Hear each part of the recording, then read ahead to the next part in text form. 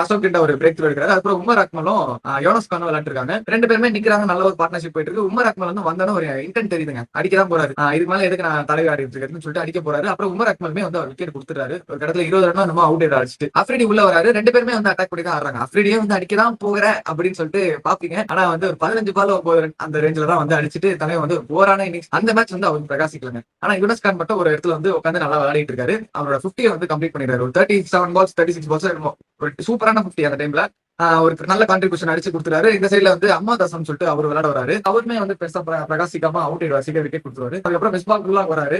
யுனஸ்கானும் வந்து அப்போ வந்து நல்லா விளையாடிட்டு இருந்த யுனஸ்கான் அவரோட விக்கெட் கொடுக்குறாரு. கவர் ஸ்லிப் தூக்கி அடிக்கிறாரு பால. நம்ம கண்டிப்பா நின்னா பிடிக்க முடியாது கேட்ச. ஒரு பின்னாடி போய் பிடிக்கணும். ஆனா அதுக்கேற்ற மாதிரி டைமிங்கும் இல்ல. டக்குன்னு சுரேஷ் ரெய்னா ஒரு 2 ஸ்டெப் பின்னாடி போய் ஒரு கேட்ச் ஒன்று டை வச்சு ஒன்று பிடிப்பா இருப்பாங்க பேக்ல லெப்ட்டுக்கு. பயங்கரமான கேட்ச். அந்த டைம்ல ஜான்டி ரோச் அந்த மாதிரி ஒரு கேட்ச் பிடிச்சி நான் பாத்திருக்கேன். சுரேஷ் ரெய்னா ஒரு நல்ல ஃபீல்டர் நமக்கு தெரியும். ஆனா எக்ஸ்ட்ராடனரி ஃபீல்டரான தருணம் அந்த கேட்ச் நான் பார்த்தோன்னே அவர் பெரிய ஃபேன் ஆயிட்டார் ஃபீல்டிங்ல. அடுத்த ஓவர்ல இன்னொரு கேட்ச் அமோதசம் கேட்ச் விராட் கோலி ஒன்று பிடிப்பார். அதுவும் செம்மையான ஒரு ஸ்கையர். அதுவும் சூப்பரா வந்து ஜட்ஜ் பண்ணி பிடிச்சிருப்பாரு கடைசியில.